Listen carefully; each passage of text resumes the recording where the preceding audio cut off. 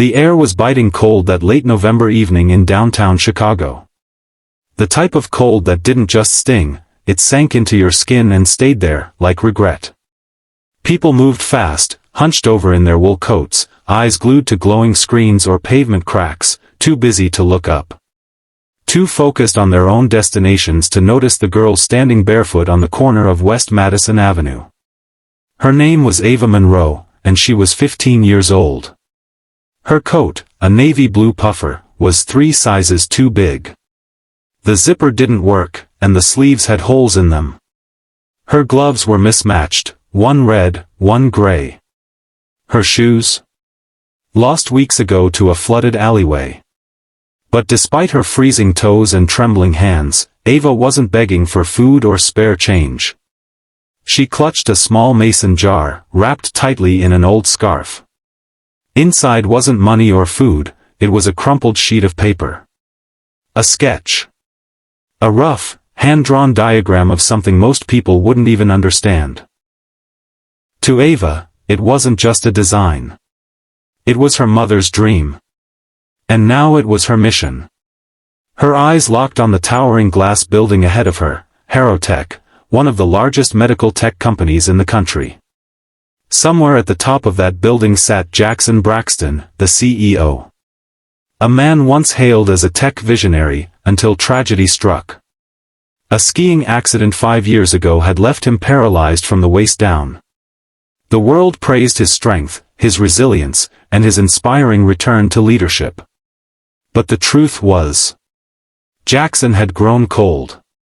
Detached. The man who once believed in change had stopped believing in people. Ava didn't know that for sure. But something in her gut told her he needed her, just as much as she needed him. Inside the building, warmth and marble floors replaced the cold street outside. A sleek reception desk sat beneath a golden Harrowtech logo. Ava stepped forward, drawing stares from guards and staff. "I need to speak to Mr. Braxton," she said, standing tall. The receptionist blinked. "You don't have an appointment." "I know," she said, holding the jar tighter. "But I'm not asking for money. I'm asking for your lab leftovers. Old wires. Broken sensors. Anything you're not using." The woman raised an eyebrow. "You want garbage?" "I want a chance. That's all." The woman hesitated, then sighed. "What should I tell Mr. Braxton you're offering in return?" Ava took a deep breath. "Tell him. I'll trade his leftovers for a cure." 32 floors above, Jackson Braxton sat alone in his expansive office, staring at his reflection in the black screen of a monitor. His wheelchair whirred softly as he moved to the window and looked out at the city. When the receptionist's message came through, he smirked. A poor girl offering a cure? It sounded like a cruel joke. "She wants to trade my leftovers," he repeated aloud. His assistant shrugged. "I can send her away." But for reasons he couldn't explain. Not even to himself, he paused.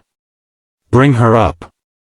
The elevator doors opened, and Ava stepped into a space that looked more like a luxury hotel than an office. Jackson sat behind a long desk, watching her closely. "You look like you haven't eaten in days," he said bluntly. "I haven't," she replied, "but I'm not here for food." She placed the jar on his desk and unwrapped it. The crumpled paper, once her mother's prized sketch, unfolded between them. "My mom was a neurobiologist. She had this theory about rerouting broken neural pathways. She believed the brain could heal itself, if you gave it the right bridge." He studied the sketch. It was primitive. Messy. But something about the pattern caught his attention. "You think this could fix paralysis?"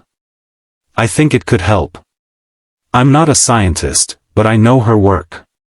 I watched her build things with parts from junkyards." Jackson leaned back. "Why come here?" "Because you have what I need. Old parts. Scraps. Things you'd throw away." I just need a place to try. And maybe someone who hasn't given up on believing. He stared at her for a long moment. You think I still believe in miracles? She shook her head. No. But maybe you believe in second chances. Jackson gave her a test. Access to an unused basement lab. No funding. No help. Just 1 week, and a pile of discarded tech. She got to work immediately. Days turned to nights. Ava barely slept, huddled under old lab coats, scribbling calculations and rewiring circuits. She learned fast. Taught herself things by reading manuals in the storage room. She didn't ask for help, she didn't want to be a burden. But Jackson noticed. At first, he watched her on the security feed, half expecting her to give up. But she didn't. She worked harder than anyone he'd ever hired. And slowly, the prototype took shape. He started bringing her coffee. Then books. One day, he even wheeled down to the lab himself and offered advice on a circuit flaw. She looked up at him, surprised. So, you have been watching me. He chuckled. Against my better judgment.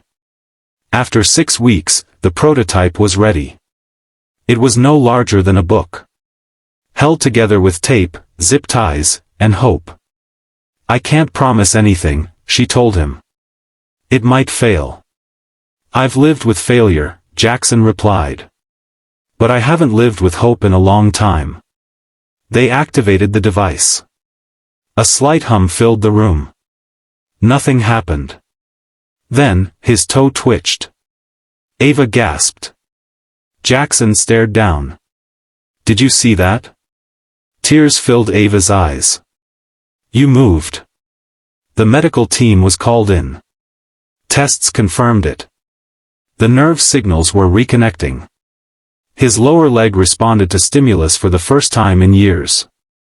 News outlets caught wind of it. Homeless teen creates breakthrough device, screamed headlines. Journalists camped outside the Harrowtech Tower.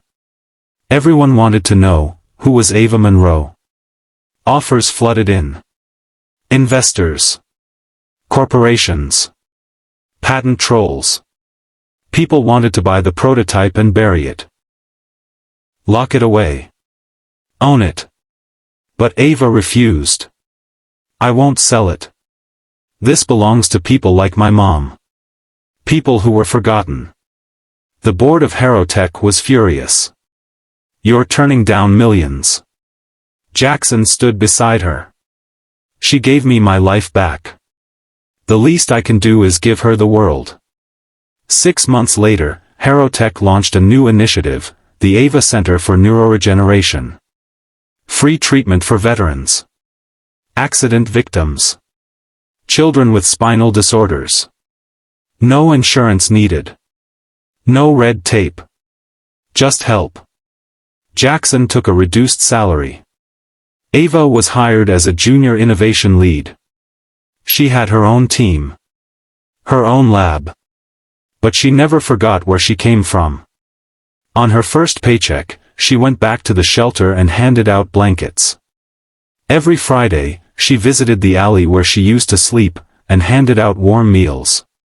When asked by a reporter why she still did that, Ava smiled. Because sometimes the only thing you can afford is kindness. And sometimes, that's enough to change everything. The world often measures people by wealth, power, or degrees. But Ava Monroe reminded us all of a greater truth. Sometimes, the people with the least give the most.